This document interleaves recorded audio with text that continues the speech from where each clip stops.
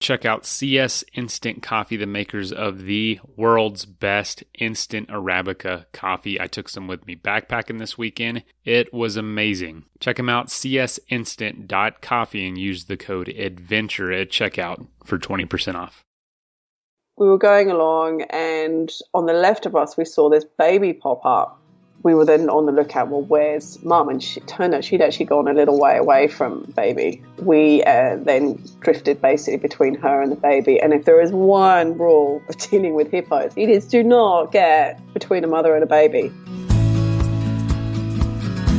This is the Adventure Sports Podcast, trying to help you find adventure every day in any stage of life. You're going to hear from explorers, adventurers, business owners, and anyone living their life a little more out of the box than usual.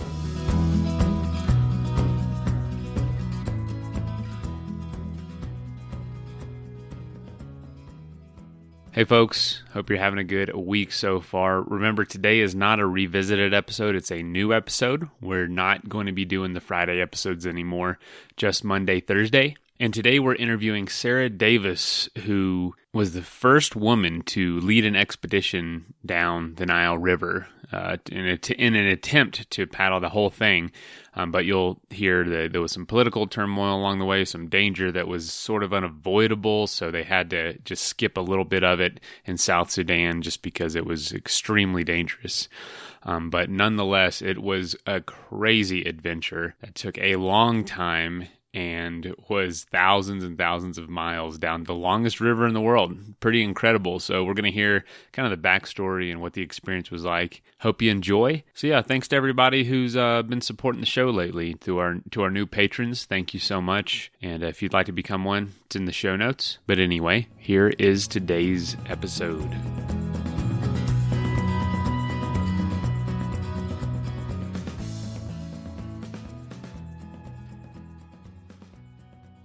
We already, established you're coming from Sydney, and now is that where you grew up? Is that home for you?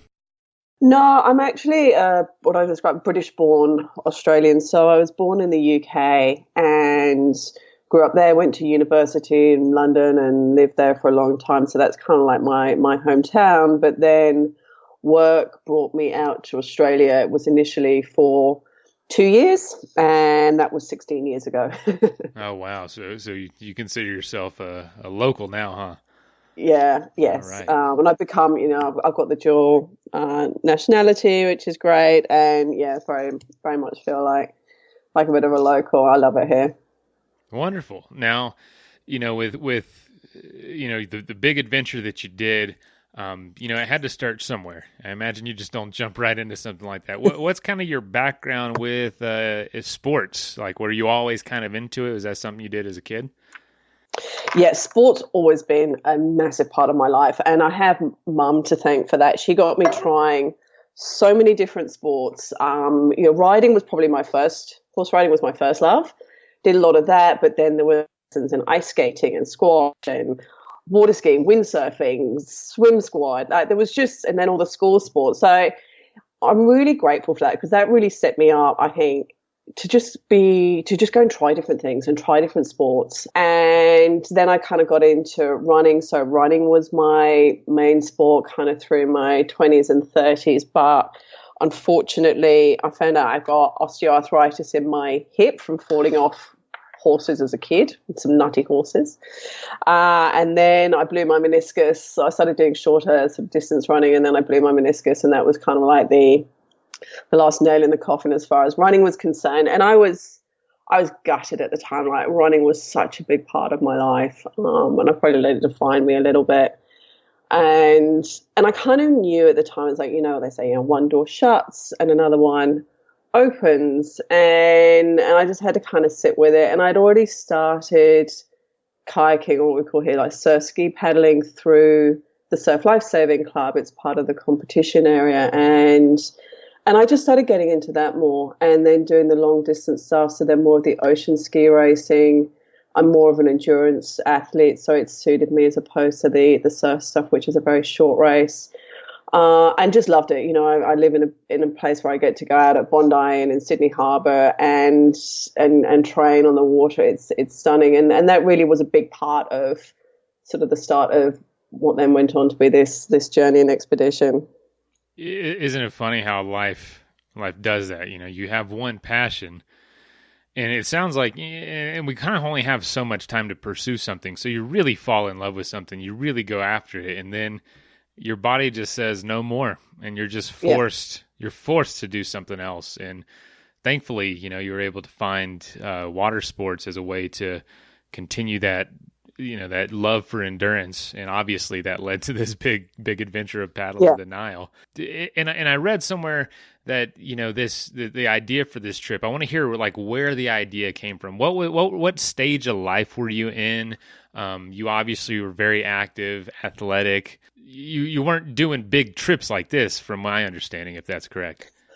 No, like all my trips were kind of, my holidays would be adventure type holidays. So whether it was trekking to Annapurna Base Camp, riding horses across the desert in Namibia, it was all very active but organized kind of holidays. Or I would, go there and with base camp, get a guide and a porter and off we went. But nothing, absolutely nothing like this. And I kind of got to a point, so I was working, the job I had, I loved. I was working for a bank here. So my background is I'm in risk management and project management within financial services, so international banking. So I was working at Macquarie Bank, loved the job, loved the role, loved the people I worked with, the whole environment. It was great, and I was doing all my sport and loving that and having these great holidays. And it was one New Year's morning, so I get up to watch the sunrise. My party days are kind of behind me now, so I got up to watch the sunrise at Bondi, and I've done a lot of the party. We've done that,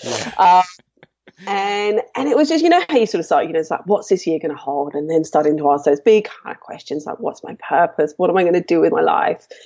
And I just felt, everything's great, but I'm just not getting that sort of fulfillment and that sense of achievement, and really getting to explore some more the things that I love and my capabilities, and it was, which is always really easy to do. It's like, okay, this isn't quite it, but what is? And it's difficult to be what you can't see. And so started sort of exploring, okay, look, we need to, what is this going to be? And there were a few things that kind of helped. I read a book by Danielle Laporte, which was all about finding out how you want to feel and different aspects of your life, and then what makes you feel like that. So things that kind of came up for me was adventure, challenge, freedom, feeling strong, connected. So that kind of helped. And then what was really key is I saw a couple of people who'd done some expeditions, and what really struck me was, one, it wasn't in the kind of natural sports. So one woman was kayaking on a river, and another guy was prone board paddling. And the other thing was that they weren't your kind of classic explorers, adventurers kind of thing, the Bear Grylls type, or those ex-military who you feel have been doing this stuff since they were kids. They were kind of like ordinary people who just went for it. And so for me, it was like, oh my goodness, maybe that's something I could do that then. And it's like, great, okay, that's what I'm going to do. I'm a paddler. I want to do something paddling, and started to have a look at, something. So it's like, go large or go home. So I looked at, what hasn't been done. And so I looked at, people paddled around Australia. Yeah, a man and a woman have done that, or multiple. Then my geography is shocking, right? So I didn't know what the longest river in the world was. So I had to Google that. It came up with the Nile. And it's like, I love, so many of my holidays have been to Africa. I love it there. And found that, no woman had done a full expedition down the Nile paddling and led one. There've been women who've been on expeditions, but very, very different to what I was doing. And it was just like this ultimate light bulb moment. It was like, oh my goodness, this is it. This is what I want to do.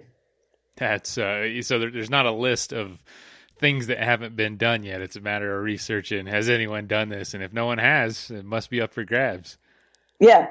I mean, you also then go, there's probably a really good reason why. But, a little bit of arrogance that sort of comes in, and the ego kicks in. You go, yeah, I can do this, sure.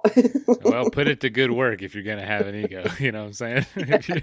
And you did, but so it's okay. So you get the idea. That's one thing. But where do you go from there? Is it just a matter of Googling and getting more info? And how did you go about planning for this? Yeah, like I said, I mean, there's no a wiki out there of how to organize an expedition. Right. All these expeditions are very different, unique, and they've all got their own challenges. So I began by reading some books and Googling. So there was a book by a chap called Hendry Coetzee, a South African guy who had led an expedition down the Nile from source to sea. And, was the first to do that. There'd been someone who kayaked, but it was just different, a different sort of expedition. So I read his book, which was amazing, and that kind of helped me get a bit of an idea of sort of what was involved a little bit. And then I read a book by Levison Wood, who walked the Nile, first person to do that. And through that came up with the name of a chap called Pete Meredith, who has led a number of expeditions, organised, risk managed some incredible trips, is a whitewater kayaker, rafter. And so I reached out to him and contacted him, and we had a call, and that was really instrumental. Like, he gave me the kind of high level, okay, you've got to look at getting your approvals. This is what I would say it's going to take. This is what the different sections are like. This has got rapids in it. From here on, it's flat water. And just started to help me kind of pull out the sort of the top level, okay, the plan really, the project plan and the to-do list, to then sort of drill into I could go away and drill into, okay, well, what are the approvals and who do I get them from? And what is all the equipment? And it took a long, long time to do. And he also recommended he said, look, it would have helped them in their expedition, because he was with Hendry on the trip down the Nile, and they'd had some challenges with authorities. He said, look, if we'd done a recce to Egypt and Sudan, it might have helped, particularly Egypt. So, and I just thought being a woman and doing it on my own, it may make more challenges. I wasn't sure. So yeah. I did a trip to Sudan and Egypt and met with ministers of tourism, some other government officials, met embassy officials from the British and Australian embassies, and met with local paddlers, because I knew I was going to need people locally to help me. And I also really wanted to have local people with me. And then, it's working out what training is required, what are my skills gaps, and how do I go about filling those? So yeah, it was pretty extensive. No kidding. How long was that process for you? Was it years or months? Yeah, it was about a couple of years. I had this great idea that I was going to be able to do all of this, get it all organised in 6 months, and at the same time I was training for this massive surf ski race in Hawaii and World Championships in Hong Kong. And I was like, yeah, I'm organised. I can totally get all of this done and train in the next 6 months. And that was just a tiny bit optimistic. So it was about, sort of 18 months later that actually I kind of, from officially announcing it, that I was then on my way to Africa. And I would cut my work down to 4 days a week, because I just having my 2 days at the weekend wasn't enough to do it. So yeah. So yeah, you say you enjoy your career at this time, and I know there's a lot of people listening that kind of in the same boat. They love their job, they're having a good time at work, and things are going well, but they do want something more. Mm-hmm. How did you work that out with your work? Well, actually, in this time I then changed jobs, and where I went to, like, they were great. They were very understanding. Let me drop to the 4 days a week, and then at the end, I just made the call to actually quit when I went on the trip, rather than take a leave of absence. Part of it was I didn't want that safety net of it just making it that bit easier to go, oh, it's got hard.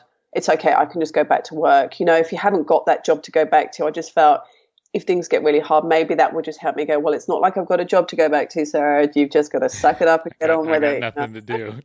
Yeah, so you're going to have to go and find a job. So maybe you can just paddle that a little bit further. And also, I wasn't sure what I'd want to do at the end of it. And I just felt it would be a bit harsh to ask them to sort of keep a job open for me to then potentially not go back. So, and it was quite it was pretty nerve-wracking in a way, kind of handing in my notice, going, right, that's it, and I'm unemployed.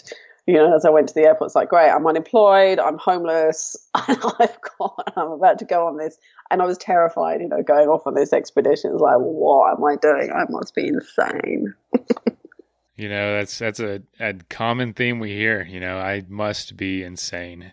And so, that's what you're feeling inside. What did the people around you say? Like some of your maybe friends or family, what did they think about the trip? Look, everyone was really supportive. It was funny when I first spoke to Pete Meredith. He said, just don't listen to people who say it can't be done or you won't be able to do it. And no one did, which really surprised me. I'm like, oh, okay. And everyone was super, super supportive. I had fundraisers and did all sorts of things to help get it across the line.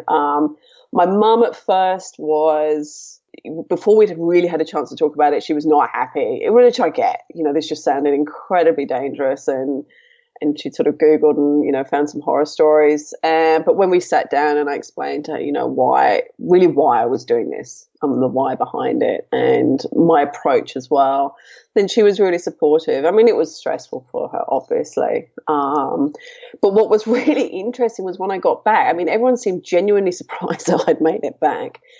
And they were like, yeah, we were really worried. We really didn't think you'd make it. And some friends were, we did think about doing a bit of an intervention. And I'm like, what?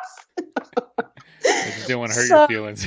No, they were kind of like, oh, okay, if this is what you want to do, but are you sure about this? But no one's kind of said anything at the time, which is good because I think, I had enough self-doubt. And I think if people had started saying things like that, it would have made it that much harder.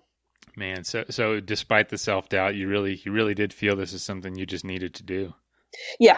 And it's one of those things, every time I felt, is this crazy? Is this too much? Am I too scared? Blah, blah, blah. Then I'd sit and think, okay, well, how would I feel if I say now, okay, I'm not going ahead?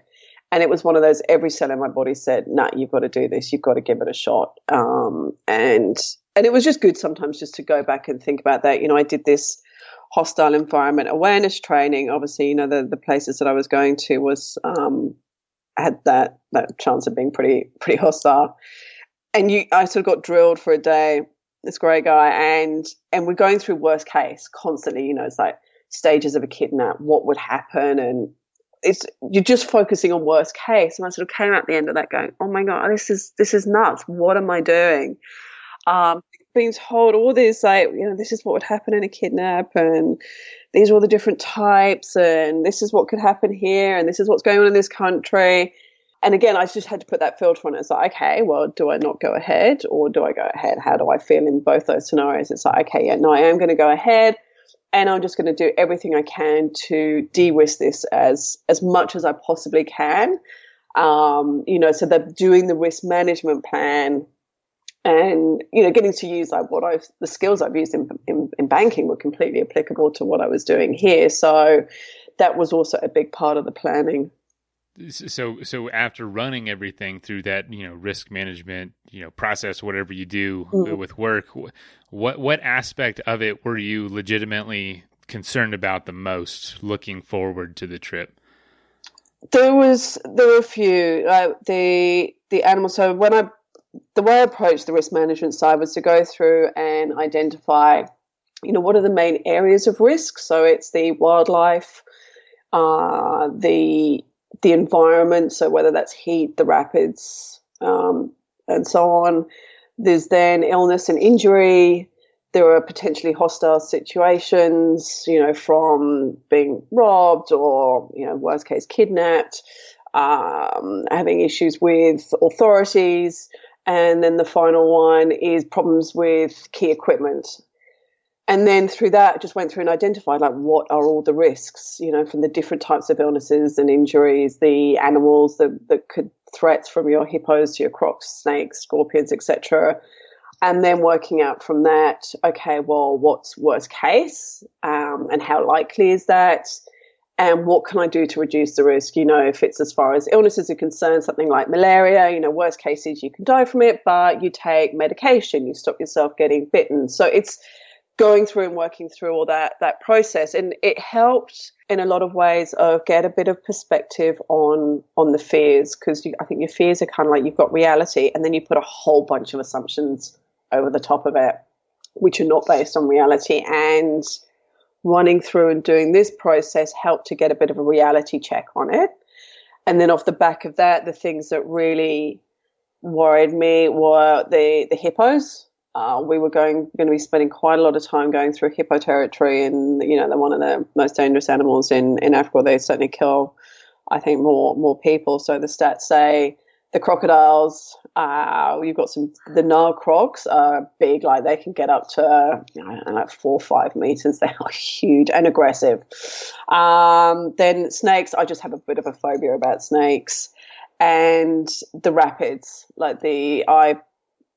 Despite going out in the surf, I've had a near drowning experience. I get quite nervous in sort of big water, and I'd done this swift water rescue technician course, which was fantastic at learning, how to manage situations. But what it did is made me realize how many more risks there were than I really knew about. So it almost made me more nervous and more aware of oh my goodness, there's strainers and sieves and this. And I didn't know about all that, and foot entrapments.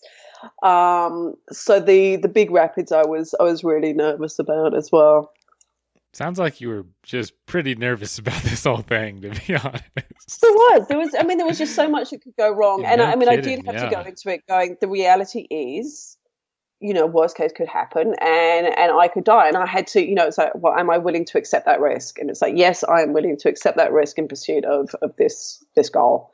And it was a very deliberate, yes, I'm aware of it, obviously didn't want that to happen, but yeah, there was that. And it was doing something I just had no experience in. And, I had all this new equipment and kit, and I did feel incredibly, so far out of my comfort zone, I couldn't see it.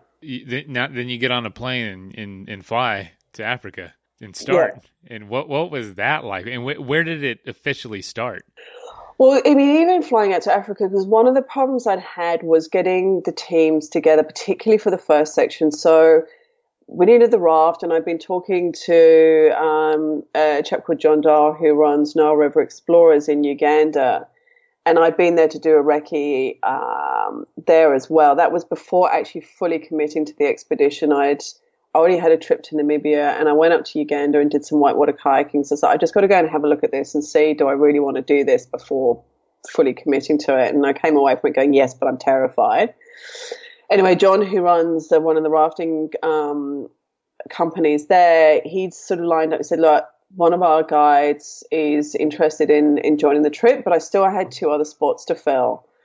And I'd advertised. I tried so many through the network and people I've been speaking to try and find people to do it, and I couldn't find anyone.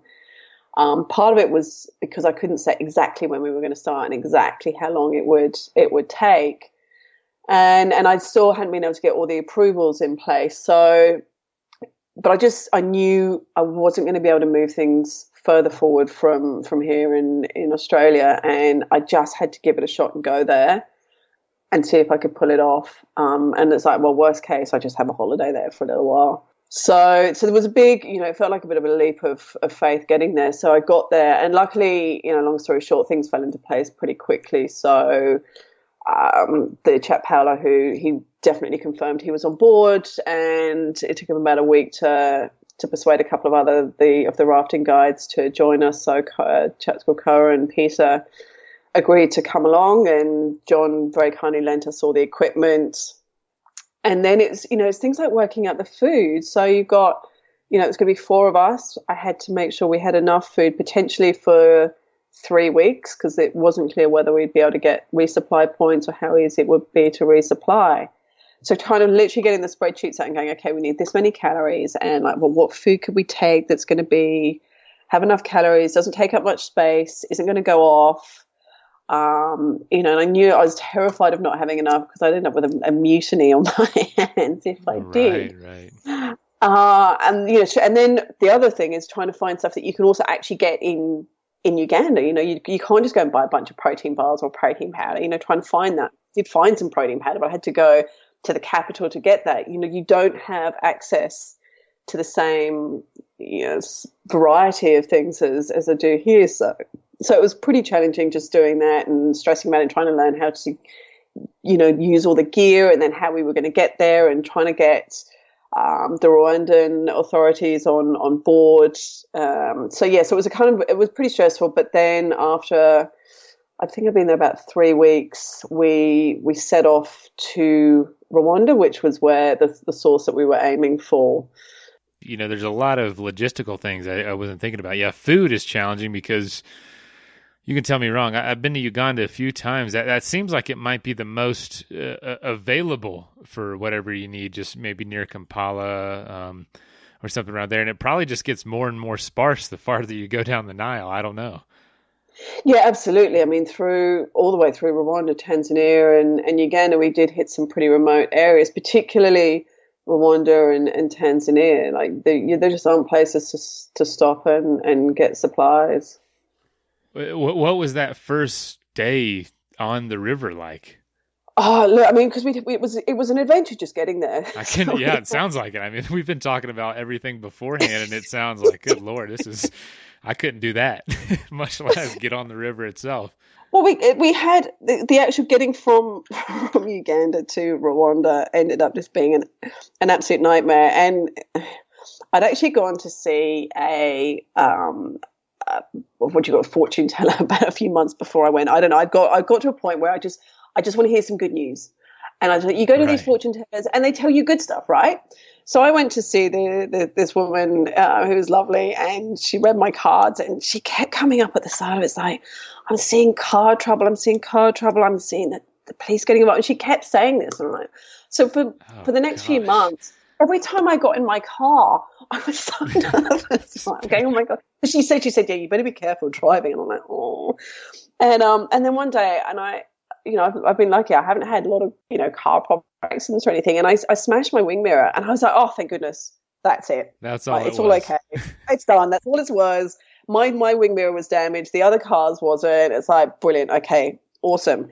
No, apparently that wasn't it. So we got the first, it was like people carriers that we got. You load all the gear on, and we've got the raft and all the stuff and the food barrels inside and all the electrical gear and a kayak as well. And we get going, and the car starts overheating, and it's overheating and overheating and overheating. So to the point that, one time the guy opened up the boot, and I just heard this smashing of glass. And I'm like, what have we got that's glass? And I suddenly realized we'd taken this really special glue, like in case we got a hole in the raft and you need to patch it. So putting on some more sort of rafting material, and then you basically just stick it on. And I've been told how precious this glue was. It's a very special glue. Anyway, this smashes. So I'm like, oh my goodness, this is really not good. So then we swapped to another car. That was great. That got us to Kigali, which is the capital of Rwanda. We then swapped. We had a night there, swapped to another car, and we'd loaded up. And so the next day we were going to drive to the source. And that night then I'd gone to, at 4:00 the day before we were leaving to the source, I'd gone into the Rwandan authorities. They'd given me all the authorities and permits I needed. They were great, but talk about like lastminute.com.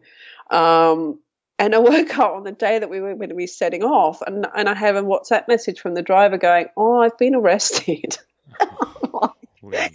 What? You are kidding me. Luckily, I had a fixer in country, and she was on Heat Rangers, and she never had any problems with this guy. She's like, he's always awesome.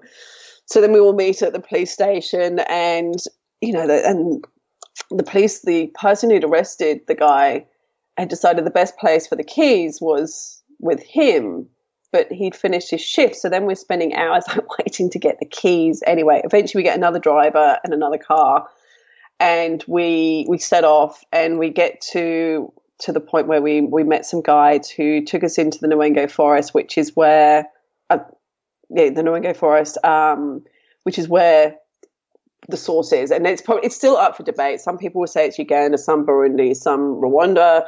We picked what is sort of the popular choice at the moment, which is Rwanda. So we hiked in for 45 minutes, and we finally, and I'd seen the pictures of this green sign with the yellow writing on it signifying the source, and kind of in on my vision board, I'd been imagining this for so long, and finally after 45 minutes I come around this corner and there it was.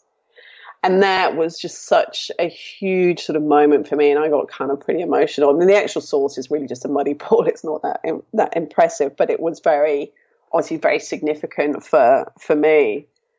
And then that was just getting there. Yeah, that was just getting there. So it's like, okay, right, I see the whole car problem thing now, and so really hoping that was all behind us. And then because we couldn't put in there, it was quite a long stretch before the river is then wide enough to actually be able to put the raft and everything in. So we were overnighting somewhere before then going to the put in, like we had to overnight because everything had sort of got delayed. And we're driving down this really little dirt road, and we get a flat tire. And so then the boys change the tire, and the jack doesn't work, and it takes ages. And then we put the new tire on, and we drive for a little bit, and that's flat as well. So then we have to turn around and go back. And we ended up having to stay somewhere else for the night. And then the next day we sort of go and overnight at this place. And then finally, 27th of October, we made our way to the put-in. And it was funny, like on the way there, I was still pretty nervous, and it had been super cold. Where we were staying was pretty high up, and I was just worried about, well, how cold was it going to be? It was fine, as it turned out. Like we dropped down the elevation, and it warmed up a bit.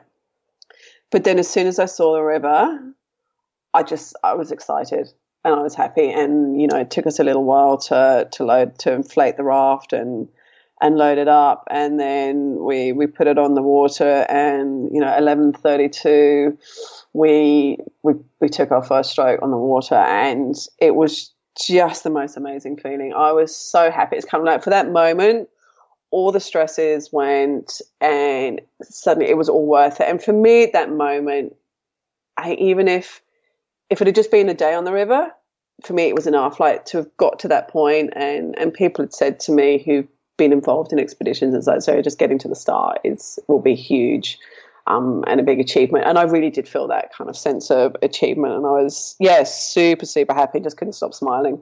Probably ended up being so much more work than you thought just to get there.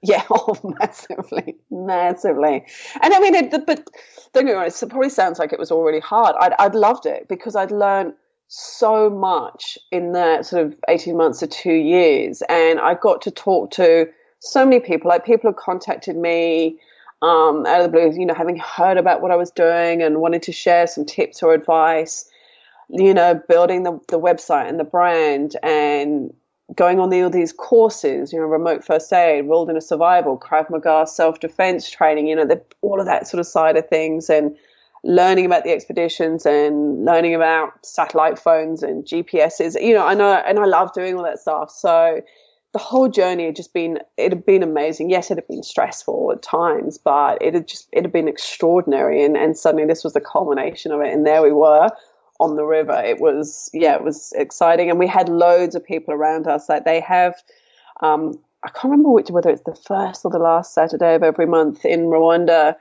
Everyone has to basically sort of do community service. So I think it's from 8 till 11. It's cleaning up the villages or the towns, or digging ditches, or helping build schools, and everyone stops and helps out, and they have to. It's the law, which is pretty cool. And they were all down at near where we started. So basically everyone kind of stopped, and they were just watching us. And when we got going, the kids just were all running along the river next to us and screaming and shouting, and it just added to it even more. And they must have run for like 10 kilometers. It was insane. And when, you know, they stopped, then some new kids would join and carry on with us. So it was, you know, it was a great atmosphere as well. So we want to thank our sponsor, Athletic Brewing, for promoting a healthy lifestyle through making some of the world's best non-alcoholic craft beer. They make excellent tasting NA for healthy, active, modern adults. They use certified all-organic grains, and each can of non-alcoholic beer is only between 50 and 70 calories. They have IPA, golden ale, stouts, and tons of seasonal offerings. And recently, they actually just took home the gold medal at the U.S. Open Beer Championships for their double hop IPA.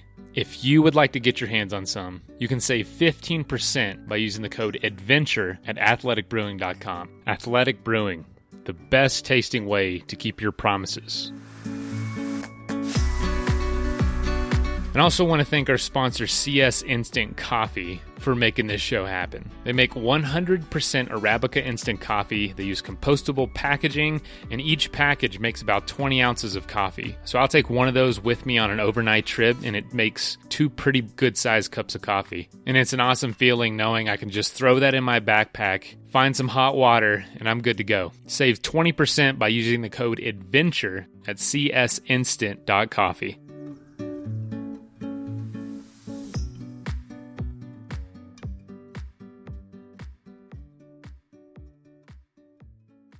To know that you were the first person you were going to complete it, the first woman to do it, and that just must have been just overwhelming.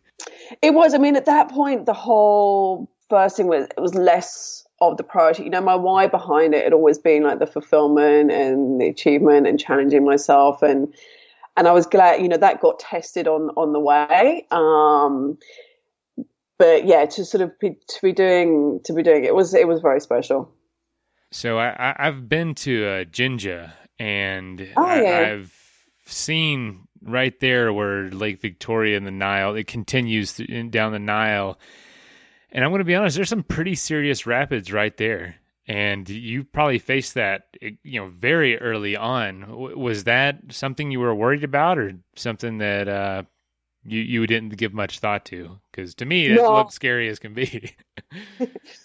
Well, it did. And as I said, the rapids really did scare me. And before we'd set off to the start, John had said, look, go join one of our rafting trips. And so I did join one, the ones that they do every day. Yeah. And the tourist trips. So I joined that. And I was really nervous because I'm like, if I don't enjoy this, there's a lot of this trip's going to be really unpleasant.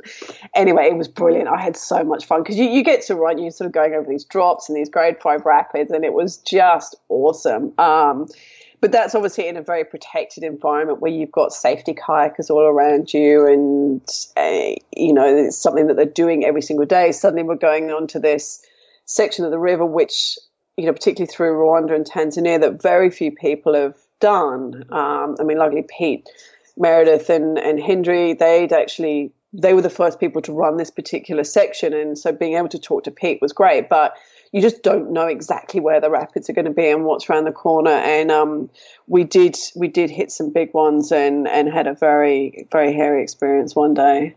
So within the first, maybe a few days or a couple weeks of the trip, did the Nile have how could you describe it to someone who's never seen it or never been there? Did it have a personality to it, or like a consistency to it, or was it always changing up on you day to day?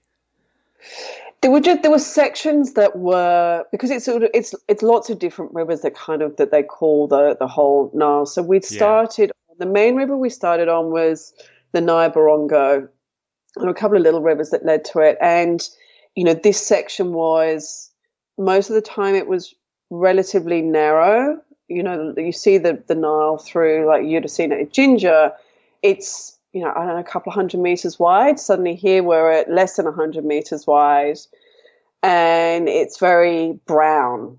It's got a lot of silt or mud in it, but it's really beautiful. Like you've got, Rwanda, I think they call it the land of 1,000 hills, and it is this beautiful green lush. I loved Rwanda. It was stunning. So you've got these beautiful hills, and you're never that far. Although you feel like you're really remote, you're never that far from people. Like it's a pretty small country, and relatively densely populated. So you kind of always got local villages around you and seeing people. To begin with, it was relatively slow moving. And then it starts, sections. So it's not like full rapids all the way. You just have sections of rapids, and then it got slightly less silty. And once you get, through Lake Victoria, suddenly it's clearer water. It did really vary, really, really varied.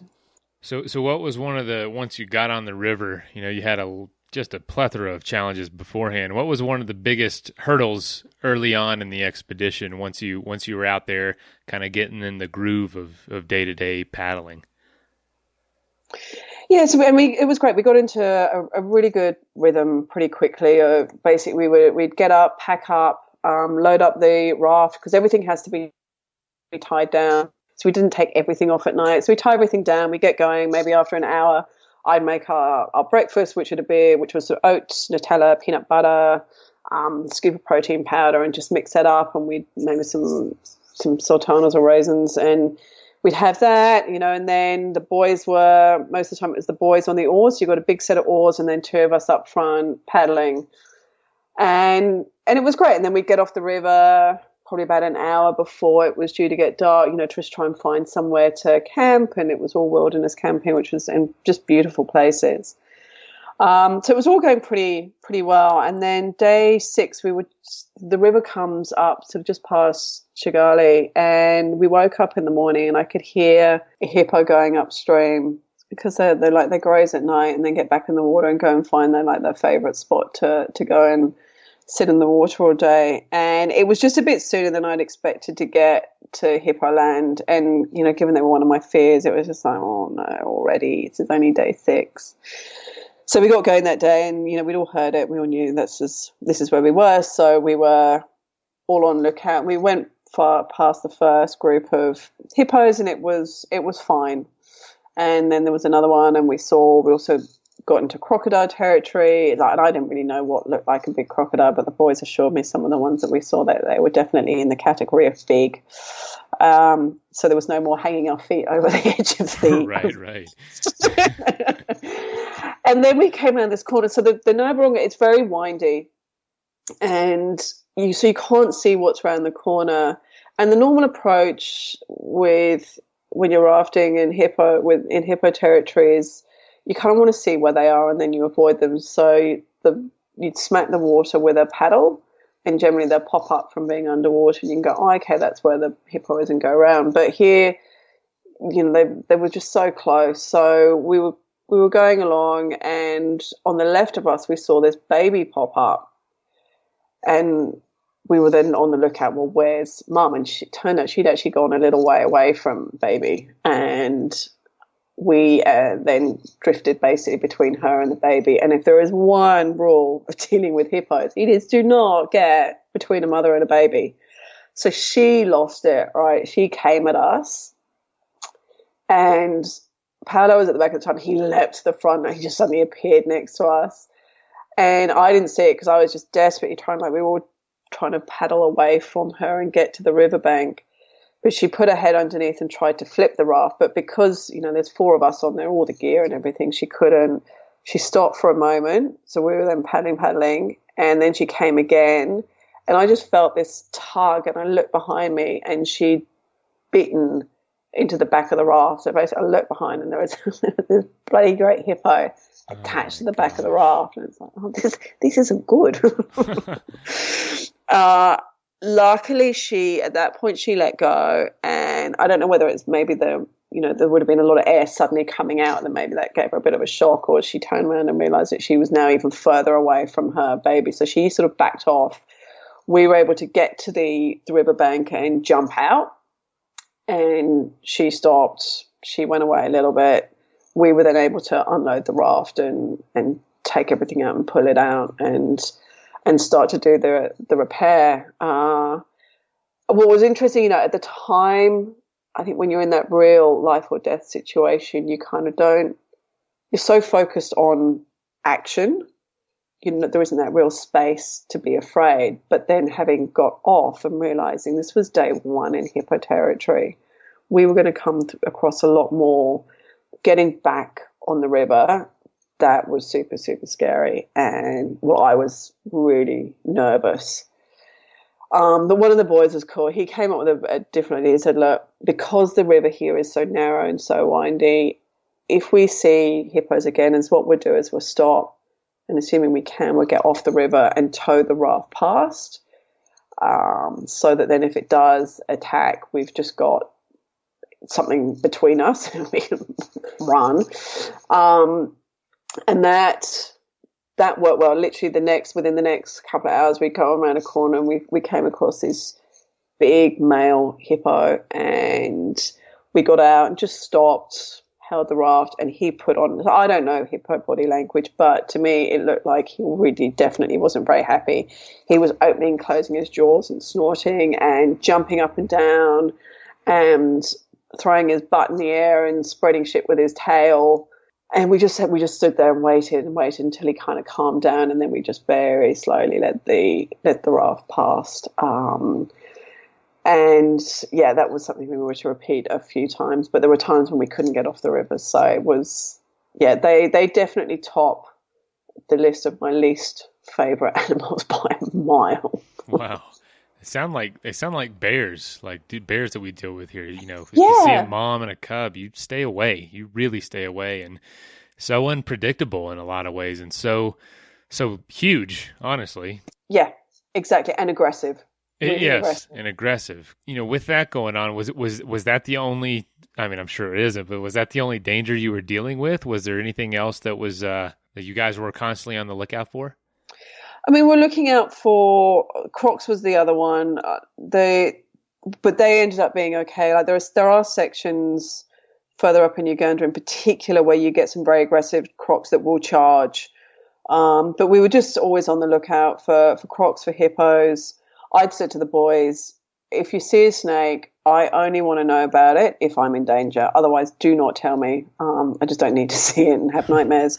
And I did ask them afterwards. I said, did you see snakes? They're like, yeah, we saw them, but it was okay. You weren't in danger. But it wasn't. We literally, so we'd had the hippo attack on day 6. Day 8, we got down to sort of the south of Rwanda, and it's where the Nile turns into the Akagera River, and it's right on the edge of this lake and right on the edge of the border with Burundi. And you know, like a GPS doesn't have every single channel, and there were multiple channels, and I just wanted to check that we weren't, as we tried to get onto the Akagera, that we weren't going to go up a wrong channel and then have to like back paddle against the current. So I said, look, come on, let's ask some fishermen which way. And so some fishermen were helping, and then another 2 in their little dugout came over. But the guy at the front, he looked different. Like most of these fishermen, you know, they're poor as church mice. They've got, you know, clothes with holes in, and, you know, they've got nothing. Whereas this guy's sitting at the front of this canoe, he had some camouflage shorts on and a kind of nicer jacket and schmick haircut. And I was just like, wow, he must be doing really well. And he's you know, was being really helpful. He said, look, come this way, and effectively leading us over the unmarked border because it's across a lake. So he led us further in, like into Burundi. And then he said, look, just wait here. I'm going to call my mates and they'll show you which way to go. So I was like, oh, okay. He only went and called the Burundian army on us, right? So this little teeny boat with an engine in the back comes across the lake to us, machine gun on the front of it, and 3 armed army guys. And they asked to see our passports, this, that, and the other, and we don't have visas for Burundi because there was no plan to go into Burundi. We shouldn't have been in there. And so they said, right, we want you to come across the lake for more questioning. So it takes us like half an hour to go across this lake because there's no water movement, and you're in a raft, which is not particularly what the nautical equivalent of aerodynamic is. So it was tough going. We did say to them, like, could you tow us? And they're like, no. That's not very friendly. And in the background, one of the things I'd done as part of the risk management is I engaged a company to send me intelligence reports every day. And I have someone who I was checking in with each day. So we had Charlie protocols to sort of run through how things were from sort of security, health, mental state, comms and supplies situation was, and there were code words and things to make sure, you know, yes, I'm fine, I'm not under duress. And so as we were going across the lake, I surreptitiously on the GPS sent him a message, but in my sort of trying to do it really quickly, I hadn't used any of my code words. So they all went comm silent on me because they didn't know, was it me? Was I under duress? What was going on? Anyway, so we get across the lake and they question us, and I spoke to the sort of most senior person there from the army. He said, look, it should be fine. You'll be on your way soon, but the police just want to ask you a few questions. I was like, okay, fine. They decided that they wanted to check everything in our raft. So we literally had to unpack everything, and they were opening boxes of matches. So that took for ages, and I was getting really frustrated at this point and pissed off with it. I'm like, oh, come on, this is crazy. And then they said, right, deflate the raft. So then we have to deflate the raft. And then they said, right, we're taking you into Burundi for further questioning. It's a 2-hour drive. So we have to then load everything onto one of these police vans. And it was like something out of, was it Apocalypse Now? So because you got the army guys there, and then there's all these local villagers, right? And of course they've never seen anything like this. This is like reality TV on steroids for them. So there would have been hundreds of them. They literally have to put a cord up and a rope around. There's all these people watching this spectacle going on, and there's like white women in this strange craft that they were all on. So we pack up onto the police van, and so it's like a ute, and you've got the on the back like 2 seats back to back, benches sort of thing. We were sitting 2 of us on each side, and then with a policeman on each corner with their old AK-47s pointing at our toes, and off we go careering through the Burundi countryside to where they were taking us. And after about half an hour, we stopped, and I just really wanted to get a message out to my intel guy, my crisis operator. So I said, and we did need to get changed. I said, look, we've got another hour and a half to go. It's getting dark. We're all in wet clothes. Can you let us get changed, please? Knowing that they'd have to put me in a room on my own. So they said, yep, that's fine. We were allowed to get changed. So I was sort of getting changed and trying to get messages out to my guy, Dave. And then we go back in the truck, and we're going along, and someone, as we were leaving one of the villages, someone took a photo, and they stopped the car, the police van, and reverse up, and they pulled this guy out of the crowd, because everywhere we went there was a crowd watching us, and they didn't get the right guy, but they thought he was the one who'd taken the photo, and they threw him to the ground and kicked him, and they kicked him so hard in the ribs I wouldn't be surprised if they broke one of them. And they do have a little bit of a history of being they have a knack of being quite violent at times, the authorities there and the police. So we get back in the truck, and off we go. And after another hour and a half, we got to the police station, and they ask us more questions, and then they take our passports and phones. And I had all these messages on my phone with Dave, so I was quickly deleting all of that history because it would just look very suspicious with all these kind of like code words and stuff, and I didn't want them to know. But I still had the GPS on me, and then they said, right, we're taking you to a hotel. We're going to you're going to stay there for a while. So basically being put under house arrest, and we were given like a couple of minutes to grab our gear, and I was able to get the satellite phone as well.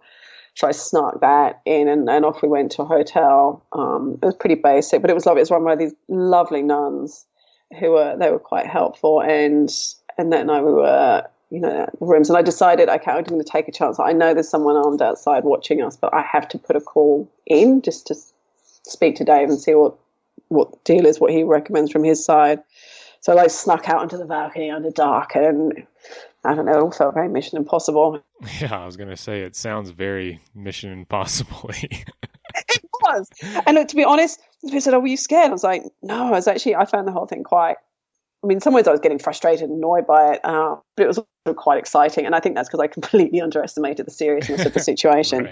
Right. And Dave said, look, there's conversations happening on this side. Just sit tight, go along with what they say, be compliant, which we were. And we were just like, we've done nothing wrong. We didn't do anything deliberately wrong, and just sort of believed in the goodness of humanity and common sense that would prevail, and we'd be on our way. One thing that was quite funny, after we'd been interviewed by the police at the police station and came out, and the head prosecutor was there, and they'd asked us about our marital status and things like that, and this guy comes up to me and he says, I hear you're single and have no children. I said, yes. He said, that's shameful. Oh my God. And I was I just wanted to punch the bloke. I'm not going to do that. And I'm like, oh, yes, whatever, fine. Just let us get somewhere to sleep and eat. I'm over this. So we were there. We were kept for a couple of days, and then they released us. So we were taken to the border. It was all pretty tense getting there, and finally we got across the border and was very happy. The moment I was taken into one of the rooms, because they wanted to hear the story and from the Rwandan side, but to one of the officers with the Rwandan eyes, and I just saw the Rwandan flags. I didn't know who he was or even which country. And I saw the Rwandan flag, and he said, like, sit down. He said, it's okay, you're safe. And it was just like, yeah, the tension just went. It's like, oh, thank goodness for that. And I did speak to, a few embassy officials, like from the British embassy, and every one of them I spoke to, the first things they said is, did they hurt you? Did they threaten you? Did they do anything? And I was like, no, they were friendly to us. But yeah, it was quite a little side trip. No kidding. My goodness. So that's was day 8.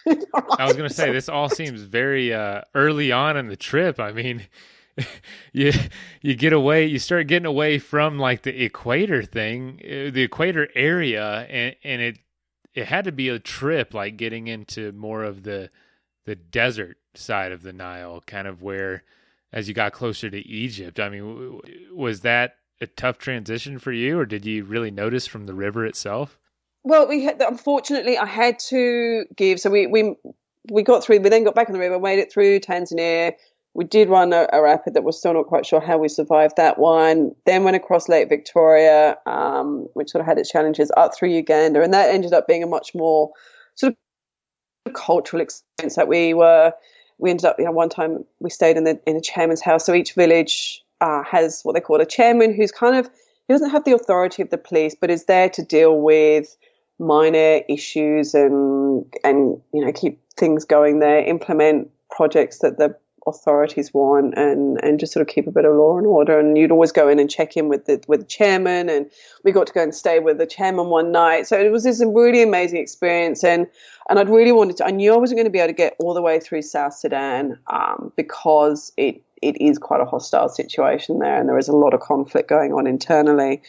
But I wanted to get to Juba anyway. The group behind me had said, look, the information we're getting is that the National Intelligence Security Service are going to detain you. They're suspicious about what you're doing. And the thing is that could have been an hour's discussion, but it could have been something that had gone on for weeks and months. And the consulate made it very clear to me, like, if anything happens in South Sudan, they're very limited as to what they can do to help. So I made the call to skip South Sudan because it just creates a headache for a lot of people. It potentially makes it harder for the next person coming through. So it ended up being a sort of a jump. I then flew up to Sudan. So I didn't get that gradual transition, which I was really looking forward to. It was going from sort of a very much equatorial Africa, sub-Saharan Africa, straight into Sudan, and suddenly that real desert.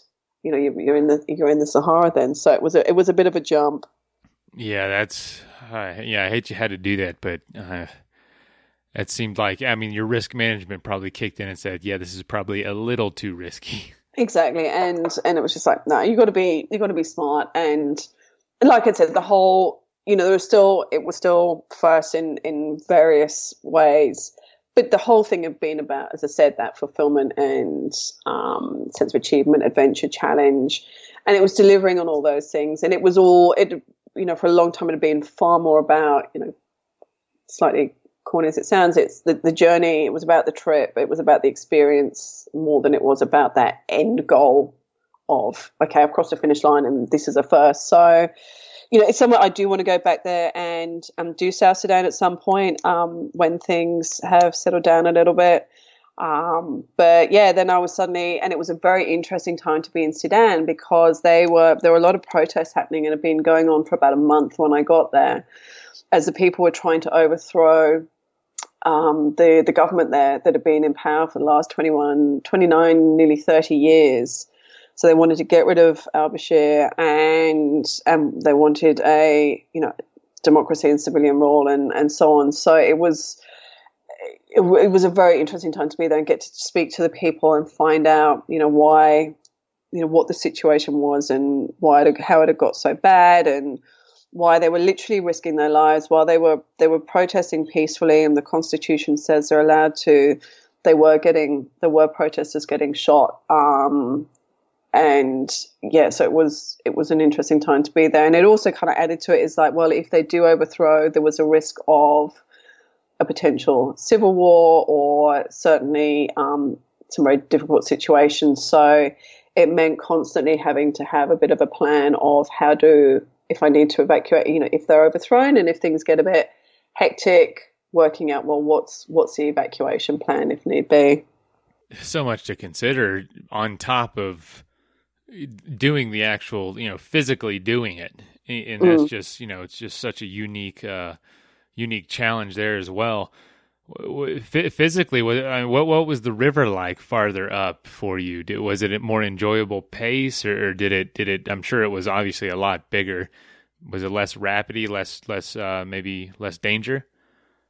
Yeah, from a river perspective, suddenly now we were going from rafting to kayaking, and I was so looking forward to this. Being a kayaker, Yeah. I was looking forward to that physical challenge of long days kayaking and doing that, and it was so it was very different, and we had pretty much headwinds all the way through Sudan. So despite the fact you've got a flowing river, you got the assistance that you get from that was really taken away by the wind, and it was very choppy at times. So it made it very, very hard going. And I did an initial section from Kosti, which is south of the capital Khartoum, up to Khartoum, which is about 230 k's, which was a really nice little warm up. And I had the Sudanese Rowing and Canoe Federation were absolutely amazing. I'd met them previously when I went there. They made sure I had a paddler with me and some support.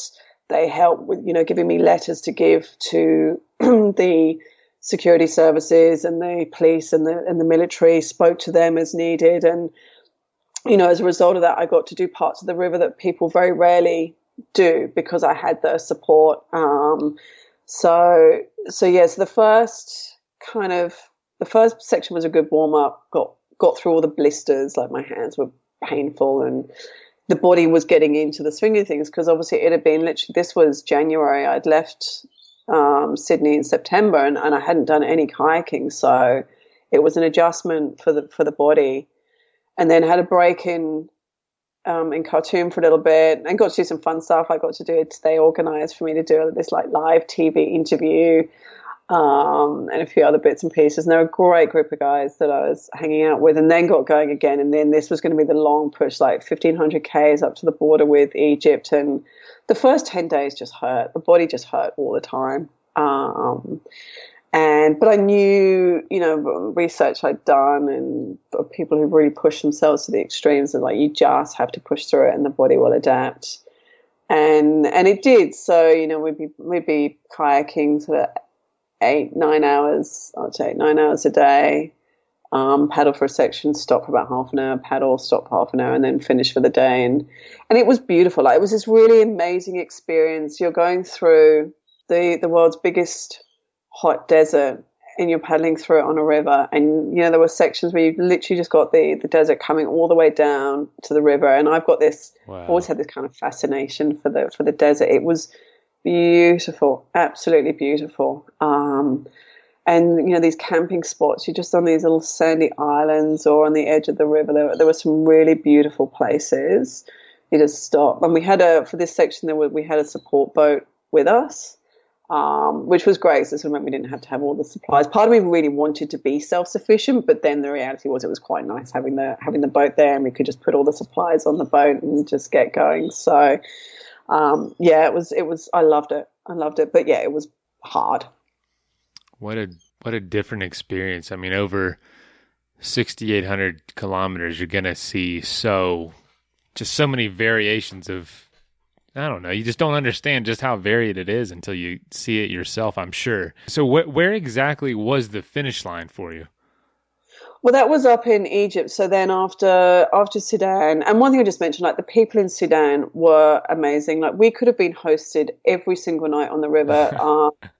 Seriously, we got hosted one night because I really wanted to experience it. And we were invited into these people's homes. They gave us beds. They fed us. I was taken. So they've got sort of little sort of 2-room blocks. So, one might be for cooking and other ones for sleeping and other ones for kind of hanging out. And I went with the women and sat and talked to them. And then they gave us coffee or tea and biscuits the next morning.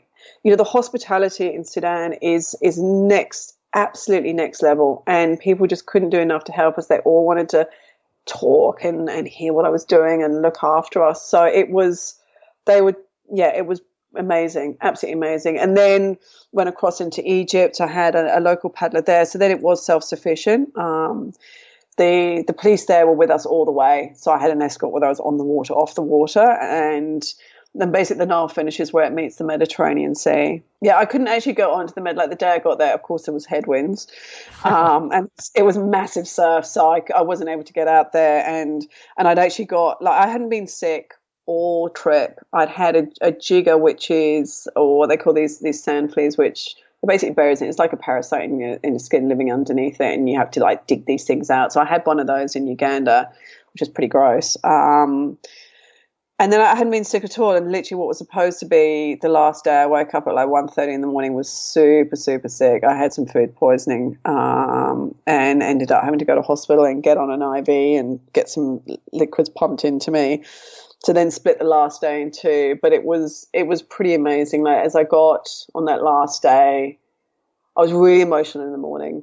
I was just so tired and so spent. And I think, when you can see the finish line practically, you're so close. All those sort of internal defenses that you build up and you keep yourself going. It was just, okay, we're so nearly there. And I just felt spent, utterly physically and emotionally, mentally spent. But when I saw the river that last day, the last time I was going to get on there, I just smiled. It was beautiful. It was a beautiful sunny day, and the river was literally just sparkling. So I paddled, and then gradually I could start to smell like the salty air. And then saw it, and then finally got to a point. I was like, okay, this is as close as I'm going to be able to get, and called it. And it was a pretty special moment. So overall, did it fulfill that thing you felt you lacked when you first started planning the trip? Definitely. And it took a while for that to really come out. You haven't really got that, or I certainly didn't have that real sort of perspective, objective about it and what I'd achieved and accomplished. I'd loved it, and I really felt this trip, I felt like I'd come alive, and it really did light me up.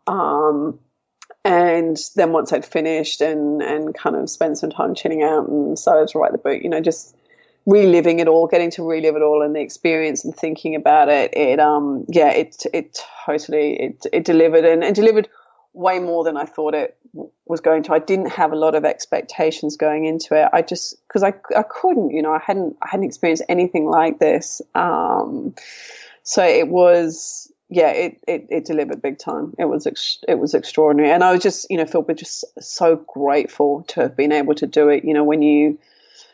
Particularly when you see how so many people are living through those countries that I went through, and getting to go and do something like this, in the search for fulfillment and kind of happiness. It's when people are just trying to survive from day to day. It sort of gives it all a better perspective, and so many people had helped me. Like, literally, there would have been hundreds of people before I left during the expedition that were, giving up their time and putting in effort to make my dreams come true and make them a reality. So, I came away feeling extraordinarily grateful for being able to do it.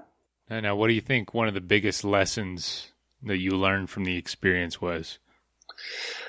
I think, there was a lot, like the value of actually, just keep going until you find the thing that really does make you come alive. Over the years, I've tried so many things, work-wise, business-wise, and when you hit it, it's worth it. And that having that big goal, it had given me a purpose for such a long time, and it kind of makes it easier to deal with the difficulties, I think, in some ways, when you know that, okay, right, we've hit an obstacle, but we're going to keep going because I'm so dedicated to this goal. So the value of having that kind of that big goal and that purpose and keeping going, I think that was one of the big takeaways.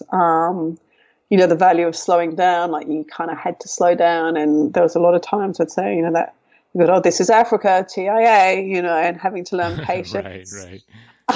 And just, appreciating the moment, when you take away all the phones, the constant phones, and constantly being simulated and just being in that moment. I got a lot better at doing that and just enjoying it. I was worried that I'd get really bored and I couldn't deal with the monotony, but actually it was, when I adjusted, it was really nice. And it just, you come away with a warm, fuzzy feeling. You read the news every day and you can get very despondent, and there's that feeling of hopelessness, and suddenly you're just surrounded by kindness. And that's what I really felt through this trip. So it's like that kind of nice, warm, fuzzy feeling too. So there was a lot, and I'm still processing some of the lessons out of it. There's definitely more. Yeah, the world is full of good people, no matter where you go. But you're not going to learn that if you don't go, because like you said, you're not going to hear it on the news. You're not going to hear it often on the radio. You're going to have to see for yourself if it really is bad as everyone's saying. And you always find out, most everyone we talk to finds out it is the complete opposite. Yeah, totally. You got home, it must have been just a trip, and then some time goes by. Are you just kind of fulfilled now and resting for a while, or is there anything on the horizon for you? Are you itching to do something else? Or I know one thing, when you're on an adventure, you got a lot of time to think about the next one, Yeah, exactly. And so there was this, okay, what's next? Because I mean, going into this, the likelihood was it was going to be great, and it would be the start of what would hopefully be a lot more. So, and it was weird. I had a bit of time in the UK, then I came back here to Australia for a month, then I went back to Uganda for a month to write the book, or start to write a big chunk of it, and it was great. It's become a second home there, Ginger. And then I've come back here, and through that period, I decided, what I would like to do is try and do a source to sea descent on each continent. And so the next one I want to do, because I really want to do something here in Australia, so I'm going to do the Murray River, which is Australia's longest river. Hopefully going to do that right at the tail end of this year into next year. So that's the next focus. So I'm kind of doing some work, working to get some money, because obviously it was a bit of a one-way stream financially. So I did a bit of saving, finish the book, do some speaking gigs.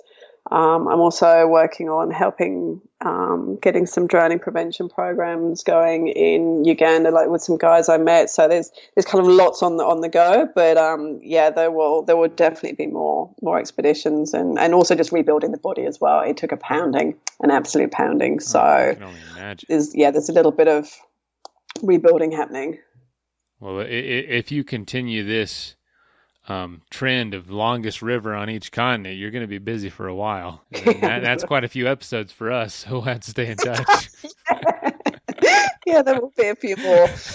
Whether it ends up being the longest, it'll be one of the major ones. So I know I've got some ideas what the next couple will be. So I'm super excited. Yeah, really, really excited about it all. That's fantastic. That is awesome. Well, I know there was probably a million, changed plans and things that went wrong and right, just from honestly, the tiny speck of it we get to hear on this show.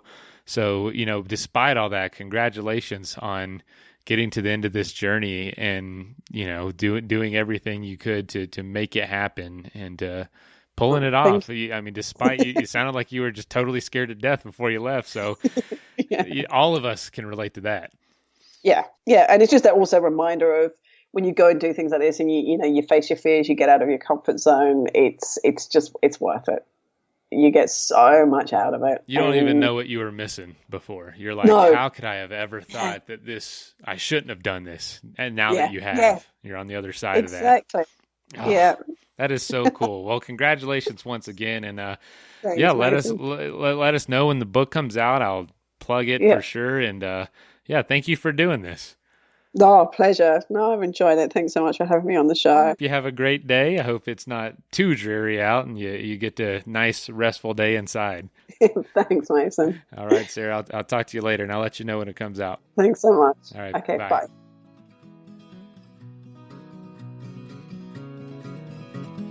Well, first of all, thank you so much for listening to this episode. It really means the world to us that you want to spend your time with us. If you'd like to help us further, please just leave us a review on iTunes, share us on social media, tell your friends about us. You can become a patron, a supporter of the show for $5 a month at patreon.com/adventuresportspodcast. And if you know somebody that would make a good guest, reach out. We're always looking for good adventure and outdoor stories. And lastly, thank you to our sponsors, whose messages follow right now. Athletic Brewing makes the best non-alcoholic craft beer. Go to their website at athleticbrewing.com and use the code in our show notes to save 15% on your first order.